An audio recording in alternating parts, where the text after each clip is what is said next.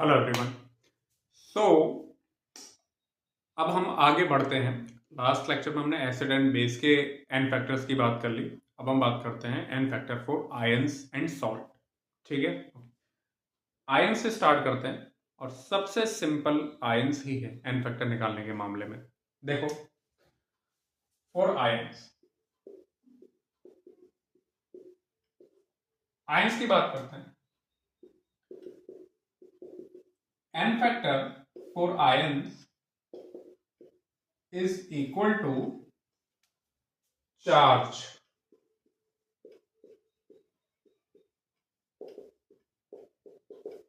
Is equal to charge present on it. ठीक है, चाहे पॉजिटिव हो या नेगेटिव हो। मैग्नीट्यूड लिख देता हूं, magnitude of charge present of it. और ऐसे ही फिर आपका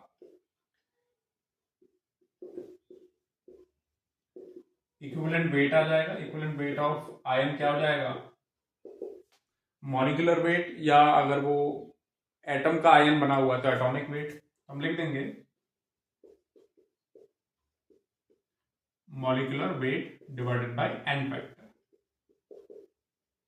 अगर वो स्पेशीज क्या है, एटम से बनी हुई है, एटम का आयन है, तो हम उसको एटॉमिक वेट बोल देंगे।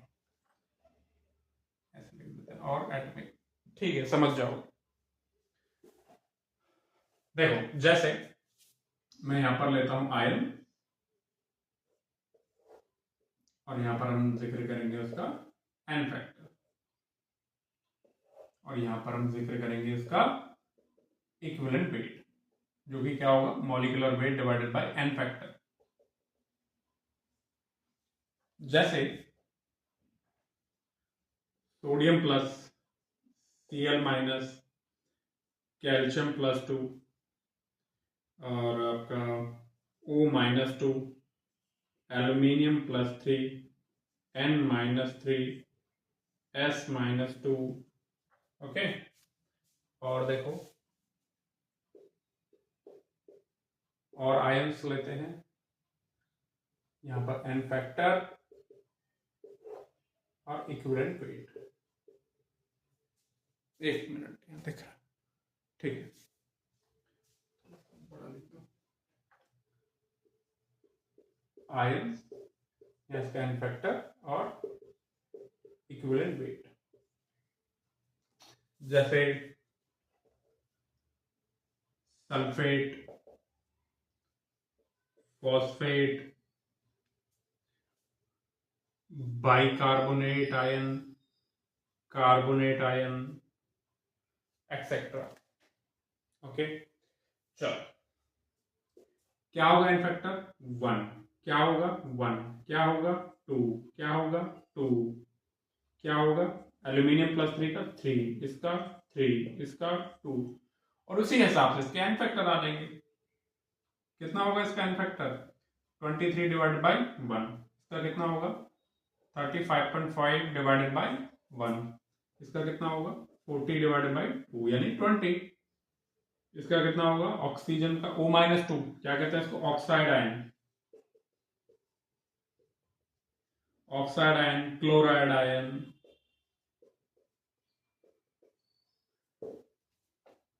ऑक्साइड आयन का क्या होगा? 16 डिवाइडेड बाई 2 यानी 8। बहुत काम आएगा ये ऑक्साइड आयन का इक्विवेलेंट वेट 8। एल्यूमिनियम प्लस 3 का क्या होगा इक्विवेलेंट वेट? 27, इसका एटॉमिक वेट डिवाइड बाई 3 यानी 9। नाइट्रोजन का क्या हो जाएगा? N-3 का 14 डिवाइड बाई 3। सल्फर का क्या हो जाएगा आपका? 32 डिवाइडेड बाई 2 यानी 16। ओके, इसका कितना हो जाएगा? 3 चौके 12, 18, 4.66।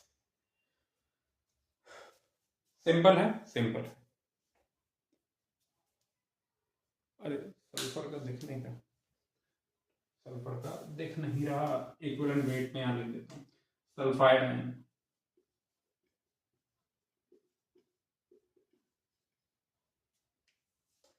थर्टी टू डिवाइडेड बाई 2 लिख देता हूं सल्फाइड का इक्विवेलेंट वेट 32 डिवाइडेड बाय 2 यानी 60। ओके, हाँ भाई, सल्फेट आयन, क्या नाम है इसका? Sulphate ion.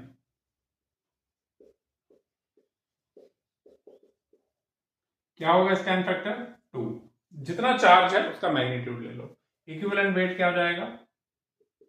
Molecular weight 96 divided by 2 यानी 48। ओके, फॉस्फेट, क्या नाम है इसका? Phosphate ion.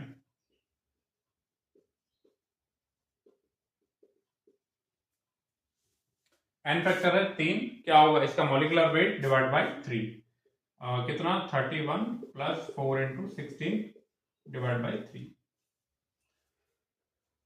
ठीक है, 64 65 75 85 95 डिवाइड बाय 3। बाइकार्बोनेट या hydrogen carbonate ion, n factor क्या हो गया? 1। इसका नाम लिख देता हूं, बाइकार्बोनेट आयन या हाइड्रोजन कार्बोनेट आयन, और इसका कार्बोनेट आयन। इसका एन फैक्टर तो हो गया 1 और इसका एन फैक्टर हो गया 2। इक्विवेलेंट वेट क्या आ जाएगा? 48 16 60 61 डिवाइड बाई 1 और इसका आ जाएगा 60 डिवाइड बाई 2 यानी 30। ठीक है, ऐसे आयंस का हम क्या निकाल सकते हैं? इक्विवेलेंट वेट निकाल सकते हैं। सिंपल है, आयंस का सबसे सिंपल होता है। और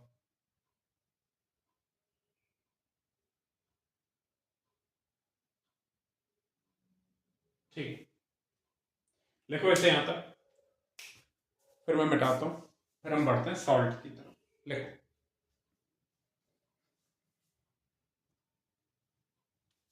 अच्छा एक चीज मैं आप लोगों को थोड़ा और यहां क्लैरिफाई कर दूं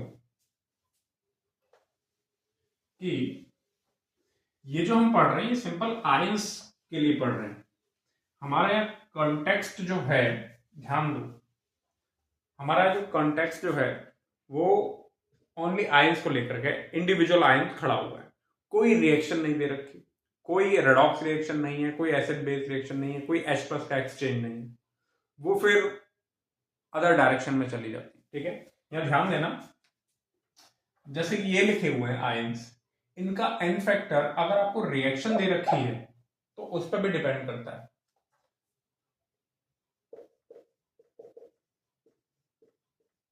also depends upon type of reaction,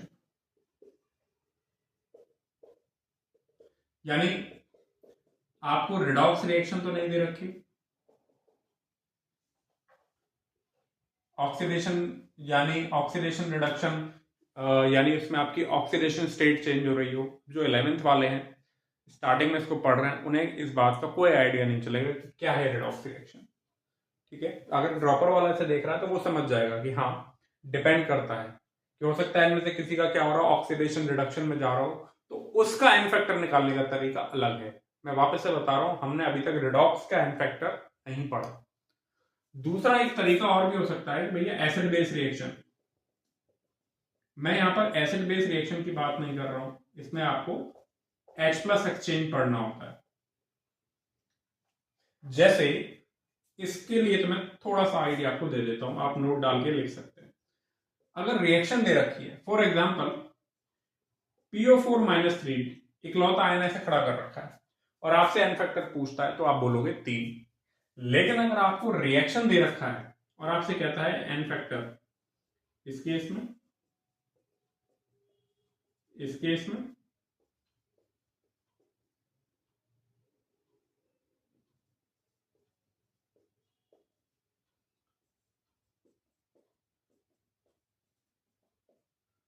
और इस केस में, तो ऐसे में इस फॉस्फेट आयन का जो एन फैक्टर है कितने H+ ले रहा है, अगर आपको रिएक्शन दे रखी है उसके बेस पर निकाला जाएगा। तो यहां पर इसका अगर मैं एन फैक्टर की बात करूंगा तो इसका एन फैक्टर आएगा 1, कि नंबर ऑफ H+ वो कितने ले रहा है, एक्सचेंज कर रहा है। इसके बेस पे। यहां पर देखोगे तो इसका n फैक्टर आएगा 2 और यहां पर तो इसका n फैक्टर आएगा 3। तो जरा ध्यान देना, अगर रिएक्शन आयंस के साथ अगर रिएक्शन दे रखी हो तो उसका n फैक्टर फिर डिपेंड करता है कि वो कितने H+ ले या दे रहा है।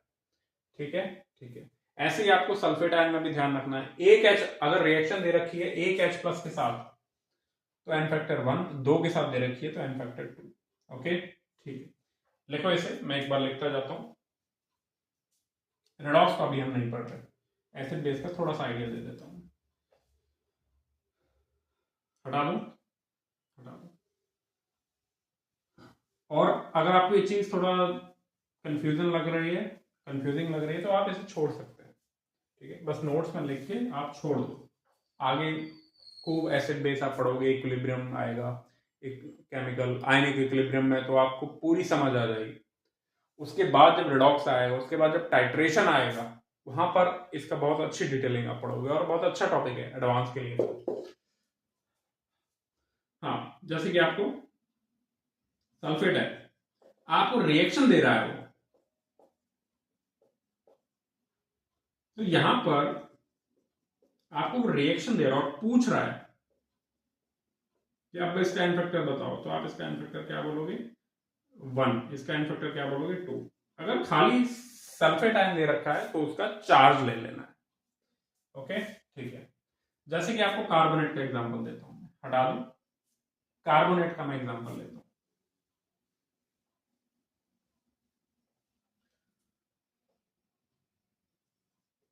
CO3-2 ऐसे,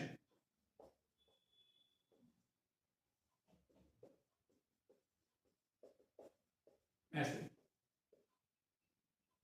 जो कि आगे CO2+H2 भी लिखा रहता है कई जगह, या तो ये लिखा रहेगा या ये लिखा रहेगा। तो ऐसे केस में इसका जो n फैक्टर है वो क्या होगा 1 और इसका जो n फैक्टर है वो क्या होगा 2। Clear, clear. इसका तो जो है 1 ही रहेगा हमेशा। आगे बढ़े, फिर आगे बढ़ते हैं। हटा दो, हटा दो।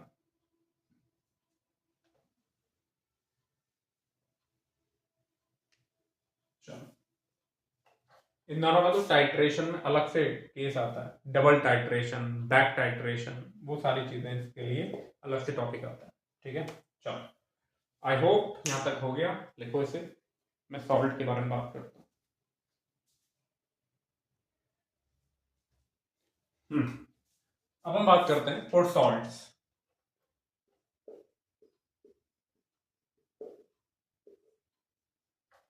ठीक है,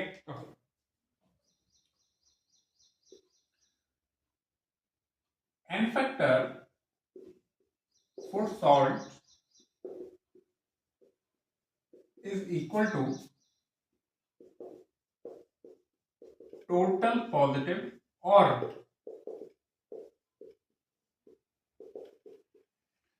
total negative charge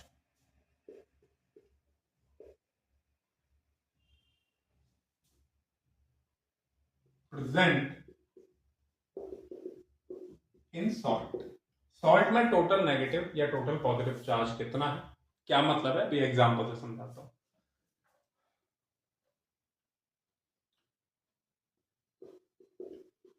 और इक्विवेलेंट वेट ऑफ सॉल्ट क्या आएगा, वही मोलर मास या molecular weight of salt divided by n factor. और इसका एक और दूसरा तरीका है बहुत अच्छा, equivalent weight of cation plus equivalent weight of anion. बहुत अच्छा तरीका है। ओके, ठीक है, ये 2 पॉइंट हो गए, करते हैं इसके बारे में बात। अच्छा, आप लोग सॉल्ट समझते हो, थोड़ा समय वैसे समझते हो, और थोड़ा सा मैं 2 मिनट आइडिया ले लूं। हाँ, तो सॉल्ट क्या होता है, जो एसिड एंड बेस की न्यूट्रलाइजेशन रिएक्शन से बनते हैं। जब भी एसिड और बेस मिलेंगे न्यूट्रलाइजेशन रिएक्शन होगी, इसे कहते हैं न्यूट्रलाइजेशन रिएक्शन, और उससे जनरेट होगा आपका सॉल्ट। एग्जाम्पल के लिए बहुत सिंपल सा एग्जाम्पल लेता हूं, HCl एंड NaOH। जब ये मिलते हैं, पानी में रिएक्शन होती है, ये किसी मीडियम में होती है, सूखे सूखे नहीं करते, तो ये इस तरीके से और ये इस तरीके से ब्रेक होता है। तो एसिड और बेस, इसका कैटायन इसके एनायन से, इसका एनायन इसके कैटायन से रिएक्ट करता है और आपका बनाता है NaCl प्लस वाटर। इसे हम क्या कहेंगे, सॉल्ट कहेंगे। ठीक है, ठीक है। अब मैं काफी सारे, अब यहां पर मैं कुछ सॉल्ट लिखता हूं और फिर हम उनका एन फैक्टर जज करते हैं। एक और एग्जांपल, जैसे कि मान लो H2SO4 हो गया और आपका हो गया KOH, एसिड बेस क्या बना लेगा, ये क्या हो गया आपका सॉल्ट। बैलेंस कर लेंगे तो ये आ जाएगा। तो बेसिकली हुआ क्या है, ये जब पानी में गया तो टूटा ऐसे, और ये पानी में गया तो टूटा ऐसे, K plus and OH minus, दो है तो दो लिख दो। तो इसका कैटायन इसके एनायन से H प्लस और OH माइनस मिलकर वाटर बनाते हैं और कैटायन एनायन मिलके सॉल्ट बनाते हैं। ठीक है, ठीक है। चलो देखो यहां तक, आई होप लिख लिया। अब देखो,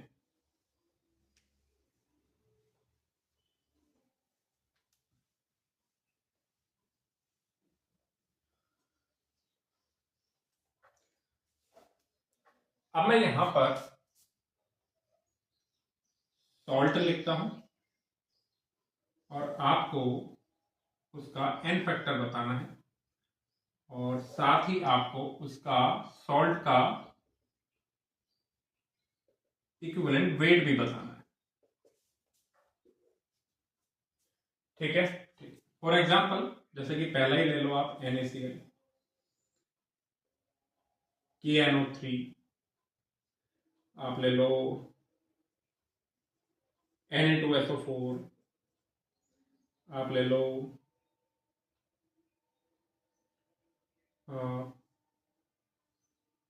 K2CO3। ठीक है, समझ पा रही हो किससे बना हुआ है, ये तो बना हुआ है NaOH प्लस HCl, ये बेस और इसका एसिड। ये किससे बना हुआ है, KOH plus HNO3, base acid, nitric acid और पोटेशियम हाइड्रोक्साइड। ये किससे बना हुआ है, NaOH प्लस H2SO4 से। ये किससे बना हुआ है, KOH प्लस H2CO3 से। ठीक है, ठीक है। करो इसे, और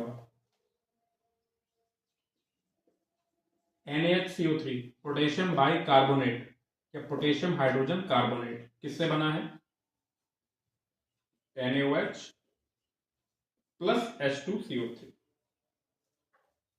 ठीक है, इसका एक ही H प्लस छूटा है, ये सॉल्ट है। एक मिनट दिख रहा है, हाँ दिख रहा है। ठीक है, ये सब सॉल्ट है, बाद में पढ़ेंगे बेसिक सॉल्ट, एसिडिक सॉल्ट, वो अलग चीज है। ये बेसिक सॉल्ट है। हाँ, तो इनका एन फैक्टर आपने निकालना है। और भी मैं लेता हूं यहां पर सॉल्ट,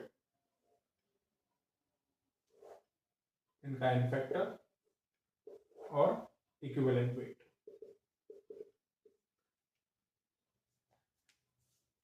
देखो इस पर टोटल पॉजिटिव या नेगेटिव चार्ज कितना है, 1।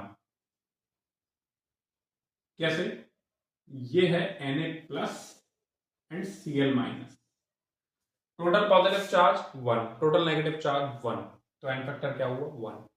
ओके, आपने प्लस माइनस नहीं करना, मैग्नीट्यूड लेना है, is equal to magnitude of total positive या नेगेटिव चार्ज। हमेशा पॉजिटिव और नेगेटिव चार्ज बराबर ही आएंगे, क्लियर है। अगर वो बराबर नहीं आ रहे तो वो आयन की कैटेगरी में आ जाएगा। ठीक है, सॉल्ट के अंदर टोटल पॉजिटिव चार्ज और टोटल नेगेटिव चार्ज ऑलवेज बराबर होंगे, नहीं है तो वो आयन की कैटेगरी में आ जाएगा। ठीक है, KNO3 K plus NO3 minus +1 -1, total positive charge 1 या नेगेटिव चार्ज भी कितना है, मैग्नीट्यूड 1। इक्विवेलेंट वेट तो इसका वही आ जाएगा, मॉलिक्यूलर वेट या फॉर्मूला मास लिख दो। NaCl का फॉर्मूला मास कितना होता है, 58.5 डिवाइडेड बाई 1। ऐसे KNO3 का लिख दोगे आप, इक्विवेलेंट वेट क्या आ जाएगा, पोटेशियम का होता है 39 और NO3 का कितना होता है 48 और 14 62 डिवाइडेड बाई 1। तो जो इनका फॉर्मूला मास है, जो इनका मॉलिक्यूलर मास है, वही इनका इक्विवेलेंट मास आ रहा है। इसका एन फैक्टर 2, इसका एन फैक्टर 2। ठीक है, समझ पा रहे हो कैसे? देखो भाई ध्यान से, सल्फेट ये तो तुम पहचानते हो, SO4 -2 है, और ये सोडियम कितना है, सोडियम पे तो प्लस है, और सोडियम है कितने इसके अंदर सोडियम है कितने, 2, तो पॉजिटिव चार्ज 2, नेगेटिव चार्ज भी 2, मैग्नीट्यूड वाइज, तो एन फैक्टर 2। ठीक है, ठीक। और इक्विवेलेंट वेट क्या आ जाएगा, सोडियम का 2 × 23 प्लस 96 किसका आ गया, सल्फेट का, डिवाइडेड बाई 2। ठीक है, ठीक है, तो आ जाएगा आपका 23 प्लस 48, 40 50 60 71, कितना आ गया 71। ठीक है ना, 48 58, ठीक है। अच्छा, अब एक और बड़े कमाल की बात सुन लो, अगर मैं इस Na2SO4 का इक्विवेलेंट वेट, अभी तो मैंने इस फॉर्मूले से निकाला है, मैं इस फॉर्मूले से भी निकाल सकता हूं। क्या करना होगा, तब मुझे करना होगा इक्विवेलेंट वेट ऑफ Na2SO4 निकाल रहे हैं, तो आपको करना होगा equivalent weight of sodium plus equivalent weight of SO4 -2। बस, कितने सोडियम प्लस हैं, कितने नहीं है, कितने केटायन है, कितने एनायन है, इसका जिक्र है क्या? जो केटायन है बस एक बार लिख दो, चाहे वो 10 केटायन हो उसके अंदर, हमें कोई मतलब नहीं है। यही खासियत है इस फॉर्मूले की, यही होता है इक्विवेलेंट कांसेप्ट। आगे जब आप इक्विवेलेंट कांसेप्ट पढ़ोगे, रिडॉक्स में भी जाकर के पढ़ोगे, तो वहां देखोगे कि इक्विवेलेंट कांसेप्ट का मतलब ही है कि आपको रिएक्शन बैलेंस करने की जरूरत नहीं पड़ती। केटायन एनायन कितने हैं, इसे बैलेंस करने की कभी जरूरत नहीं पड़ती। आप इलेक्ट्रोकेमिस्ट्री पढ़ोगे तो वहां पर आता है इक्विवेलेंट कंडक्टिविटी, वहां पर भी आप केटायन एनायन कितने हैं, कभी इसका हिसाब किताब नहीं रखोगे। यही खासियत होता है इक्विवेलेंट कांसेप्ट का। ठीक है, तो इक्विवेलेंट वेट ऑफ सोडियम कितना है भाई, ये तो आयन है ना, आयन का तो तुमने निकालना सीखा है, और ये भी एक आयन है, इसका भी निकालना सीखा है। कितना आ गया, 23 प्लस 48 71। Clear, clear, good. हाँ, K2CO3 का 2 आ गया, क्यों, 2 पोटेशियम है और CO3 -2। NaCO3 कितना आ गया इन फैक्टर 1, क्यों, क्योंकि ये है Na+ और HCO3- bicarbonate ion, total cation 1, total anion 1। ठीक है, ठीक है, इक्विवेलेंट वेट आप निकाल लोगे, कोई सा भी फॉर्मूला लगा दो, चाहे ये लगा दो चाहे ये लगा दो, आंसर में कोई कमी नहीं आएगी। ठीक है, लिखो इसे। अरे क्या, थोड़ा सा छुप गया है सोडियम बाइकार्बोनेट, छुपा सिस्टम हो गया है, चलो इसको हटा देते हैं।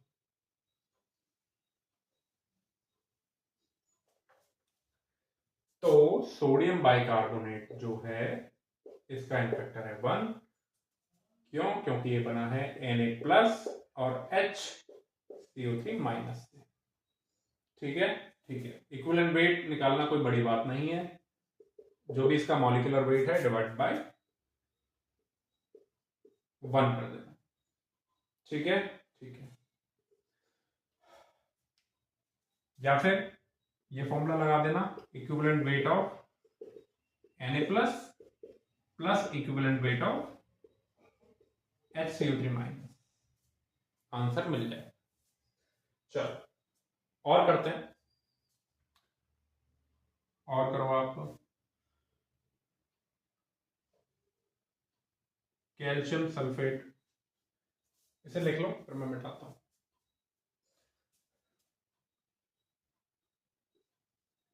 Magnesium nitrate,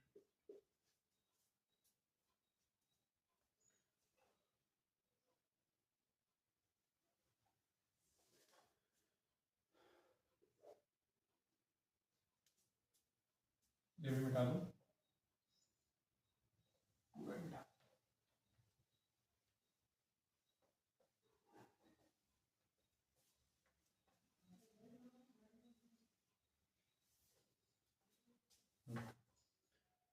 salt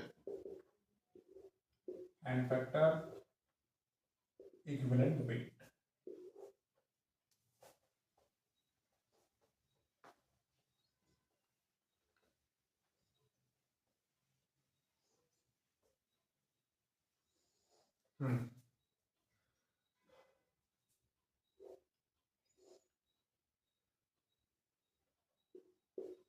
calcium phosphate and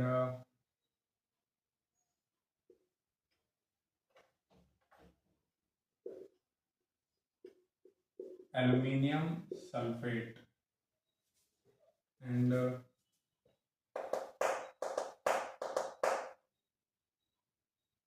ठीक है, सोडियम बाइसल्फाइड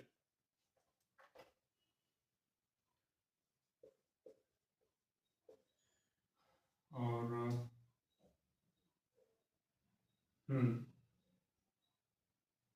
एक और। चलो पहले करते हैं इनको। कैल्शियम सल्फेट एन फैक्टर कितना आ गया 2, क्यों? क्योंकि ये बना है कैल्शियम +2 और SO4-2। और जानते हो कौन से एसिड बेस से बना है? ये तो हो गया इसका बेस और ये हो गया इसका एसिड। इसका एन फैक्टर कितना हो गया 2, क्यों? क्योंकि ये बना है Mg+2 और 2NO3- से। इसका बेस क्या हो गया MgOH का होल ट्वाइस प्लस HNO3 से बना है, 2 HNO3 ले लो, इसके 2 H+, इसके 2 OH- से 2 वाटर मॉलिक्यूल बनाएंगे और 2 NO3- Mg+2 के साथ ये बनाएंगे मैग्नीशियम नाइट्रेट। हाँ भाई, इक्विवेलेंट वेट क्या आ जाएगा भाई? कैल्शियम का हो गया 40 + 96 डिवाइडेड बाई 2। इसका क्या हो जाएगा इक्विवेलेंट वेट मैग्नीशियम नाइट्रेट का? कोई सा भी फॉर्मूला लगा दो, मैं दूसरा लगा रहा हूं, दिख रहा है। Equivalent weight of magnesium nitrate क्या होगा? Equivalent weight of Mg+2 plus equivalent weight of NO3-। Mg+2 का इक्विवेलेंट वेट क्या होता है 24 डिवाइडेड बाई 2। अरे आयंस का जस्ट पहले पढ़ा है हमने। और NO3- का क्या हो गया 48 और 14 62 डिवाइडेड बाई 1। सॉल्व करोगे तो कितना आएगा 62 एंड 12 74। ये मैंने दूसरे वाले फॉर्मूले से निकाल दिया। क्लियर है? क्लियर है। और देखो कैल्शियम फॉस्फेट क्या होगा इसका एन फैक्टर 6। कैसे सर? जरा ध्यान देना, इसमें है कैल्शियम +2 और कितना है PO4-3। कैल्शियम +2 कितना है 3 और फॉस्फेट कितना है 2। ये कैल्शियम +2 3 है और फॉस्फेट है 2। तो जरा ध्यान देना, टोटल पॉजिटिव चार्ज क्या हो गया +2 +2 +2 3 बार 6, यानी प्लस का 6 और -3 2 बार माइनस का 6। टोटल चार्ज कितना हो गया पॉजिटिव? टोटल कितना है 6, नेगेटिव कितना है 6।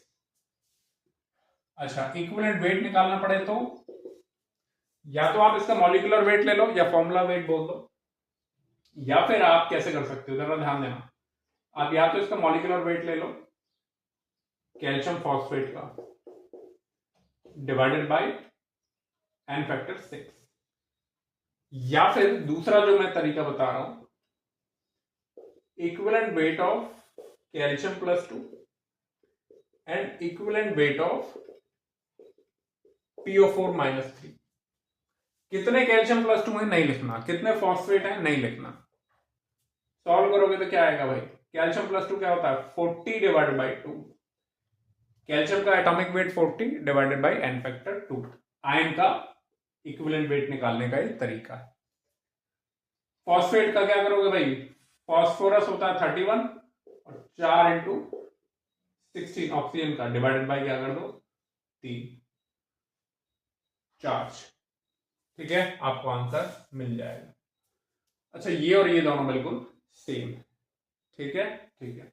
आप इस फॉर्मूले से निकालोगे तो क्या करोगे, 3 कैल्शियम है, 3 इंटू 40 प्लस 2 फॉस्फेट है, फॉस्फेट का कितना 31 प्लस 4 इंटू 16 डिवाइड बाय क्या करोगे 6। सॉल्व करना इस 6 को इंडिविजुअली इसमें डिवाइड करो और 6 को इंडिविजुअली इसमें डिवाइड करो। 40 divide by 2 plus 2/6 31 plus 4 into divide by 3। Individually divide करोगे तो 2 इसको कट करेगा और 3 इसको कट करेगा। आंसर में कोई बदलाव नहीं। आई होप चीजें क्लियर हुई। दिख रहा है, दिख रहा है। ठीक है, ठीक है। इसे लिखो, लिखो, मैं मिटाता हूं।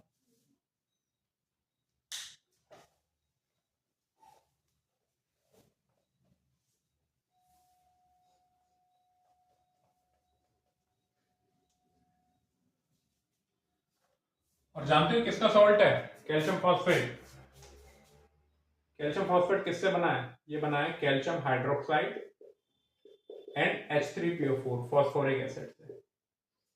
इसका केटायन इसके एनायन से, इसका एनायन इसका केटायन इसके एनायन से, तो ये बनेगा CA3PO4 का होल ट्वाइस प्लस H2O। अब इस पर ये जो चार्ज वगैरह है कि सर कैल्शियम पर +2 क्यों है, फॉस्फेट, या ये तो अभी फिलहाल याद कर लो, फॉस्फेट पर -3 होता है। क्यों, क्योंकि 3H+ रिलीज कर रहा है ना, तो -3 ही तो आएगा। कैल्शियम ग्रुप सेकंड का एलिमेंट है, पीरियोडिक टेबल पढ़ोगे समझ जाओगे। तो जब आप इसका फॉर्मूला बनाओगे तो इसको क्रॉस करो, तैयार करते हैं ना। ये 3 यहां आएगा, ये 2 यहां आएगा, ये फॉर्मूला तैयार। या फिर छोड़ो, एल्यूमिनियम सल्फेट की बात करते हैं।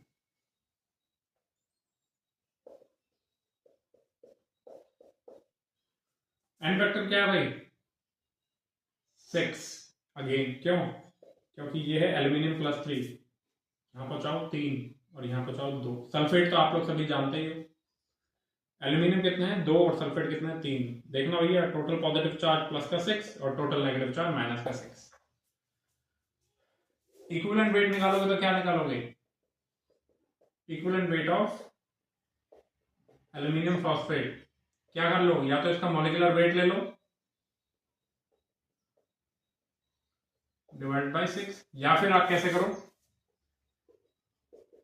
Equivalent weight of aluminium +3 plus equivalent weight of sulphate. Answer में कोई बदलाव नहीं होगा। एल्यूमिनियम +3 का क्या होता है 27 डिवाइड बाई 3 और सल्फेट का होता है 96 डिवाइड बाई 2। कितना आ गया 9 प्लस 48, कितना आ गया 57। आप ये फॉर्मूला लगाओगे तो क्या करोगे, 2 aluminium 2 into 27 plus 3 sulphate, sulphate यानी 96 डिवाइड बाई 6, इंडिविजुअली डिवाइड करो, आंसर यही आएगा। क्लियर है, क्लियर है। और देखो K4FeCN6 कॉम्प्लेक्स सॉल्ट, क्या है ये कॉम्प्लेक्स सॉल्ट है। तो ये है 4K+ एंड FeCN6 -4, इसको कॉम्प्लेक्स सॉल्ट कहते हैं। 12th में कोऑर्डिनेशन कंपाउंड नाम से चैप्टर है, वहां पर आता है इसके बारे में। फिलहाल तो इसकी शक्ल देख लो 11th वाले, 12th और ड्रॉपर इस बात को अच्छे से समझ जाएंगे। अच्छा, इसके एन फैक्टर 2 तरीके से निकलते हैं, एक तो रिडॉक्स रिएक्शन की फॉर्म में और दूसरा आयनिक सेंस में। एक तो रेडॉक्स सेंस में, एक आयनिक सेंस में। रेडॉक्स हमने पढ़ा नहीं है, आयनिक सेंस में निकालेंगे तो n फैक्टर 4 आएगा। ठीक है, ठीक, हटा दो ये, लिखो इसे, मैं हटाता हूं।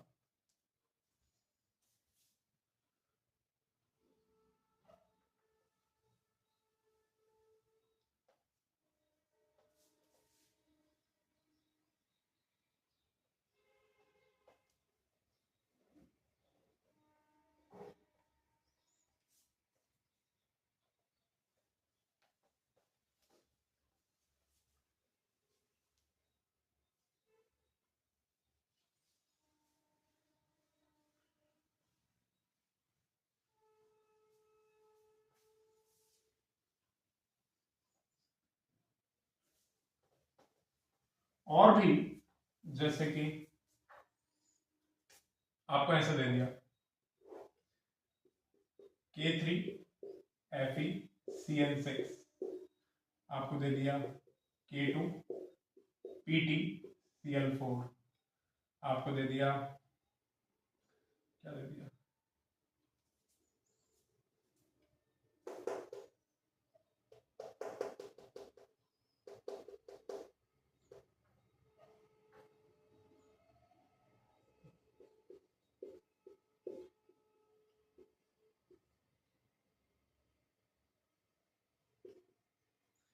इन्हें कहते हैं कॉम्प्लेक्स सॉल्ट। क्या कहते हैं? Complex salt. ये जो बड़े ब्रैकेट हैं ये कभी नहीं खोलने आपने, कभी ओपन करना ही नहीं, ये जो बड़े ब्रैकेट है। इसके बाद पोटेशियम है, आपको पता है पोटेशियम का चार्ज कितना होता है, +3। तो यहां पर अगर +3 है तो इसके ऊपर क्या रहा होगा, नो डाउट -3 रहा होगा, तभी तो मिलकर न्यूट्रलाइज हुए हैं, सॉल्ट बने। अगर अदरवाइज न्यूट्रलाइज नहीं होते तो एन फैक्टर कितना आ गया, 3। यहां पर 2K plus PtCl4 -2, N factor कितना आ गया, 2। यहां पर इसके ऊपर चार्ज नहीं पता, लेकिन SO4 सल्फेट के ऊपर तुम्हें चार्ज जरूर पता, -2, आ गया +2। 11th वाले इसको छोड़ भी सकते हैं, कोई दिक्कत नहीं है, जब आप कॉम्प्लेक्स पढ़ोगे तब आप समझ जाओगे, अदरवाइज आप इसको छोड़ सकते हो। इक्विवेलेंट वेट वैसे ही आ जाएंगे, कोई इश्यू नहीं। हाँ, कुछ एग्जांपल और करते हैं।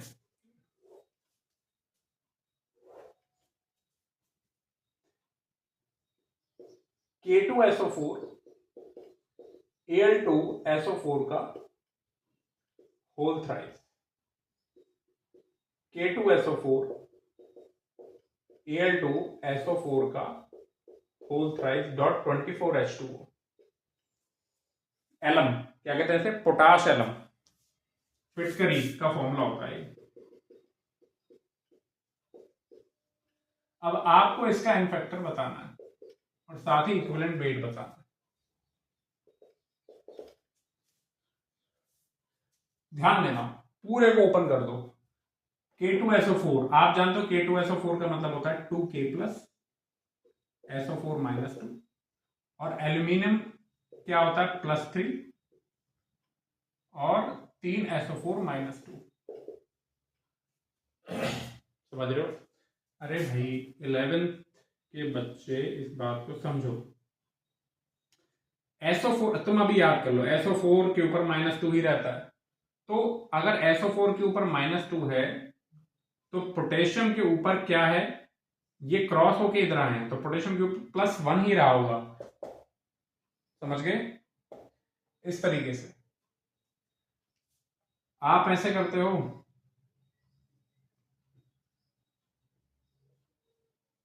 तो ये फॉस्फेट है, इसके अंदर 2 है, तो ये कहां से आया होगा, यहां से, ये यहां से आया होगा।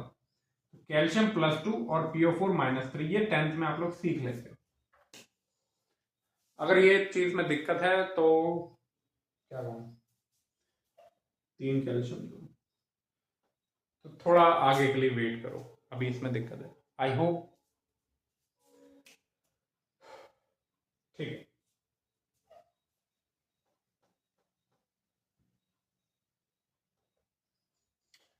हाँ भाई, टोटल पॉजिटिव चार्ज कितना है, +6 और +2, प्लस का 8। नेगेटिव चार्ज कितना, -6, -2, -8, यानी एन फैक्टर कितना आ गया, 8। इन्हें हम कहते हैं डबल सॉल्ट। क्या कहते हैं, डबल सॉल्ट। देखो ना, K2SO4 और एल्यूमिनियम सल्फेट, दो सॉल्ट जुड़े हुए हैं। यहां पर क्या होगा,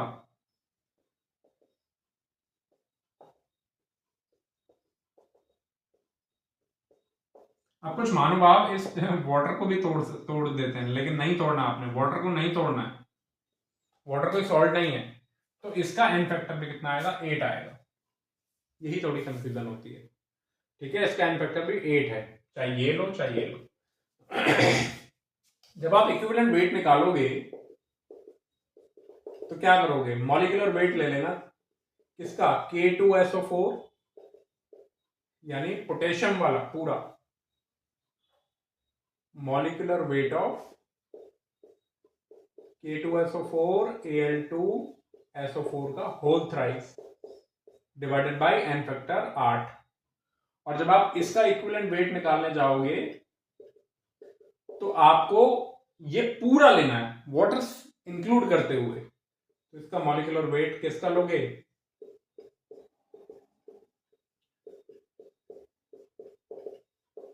पूरे का डिवाइडेड बाय 8 करोगे, ठीक है। और यहां पर नोट डाल के एक बात जरूर लिख लेना, ये जो मैंने फॉर्मूला बताया था, equivalent weight of salt is equal to equivalent weight of cation plus equivalent weight of anion. Do not applicable for double salt. ये वाला फॉर्मूला इनके लिए अप्लाई मत करना, इनके लिए तो जो सिंपल सा है वही निकालना, ठीक है, ठीक है। जैसे इसका इक्विवेलेंट वेट क्या करोगे, पोटेशियम 2 × 39, एल्यूमिनियम 2 × 27 और सल्फेट कितना है 4 × 96। और इसके लिए क्या करोगे, पोटेशियम कितना है 2 × 39, एल्यूमिनियम कितना है 2, सल्फेट कितना है 4 × 96 और वाटर कितना है 24 × 18 डिवाइडेड बाय 8। ऐसे निकालोगे, ठीक है।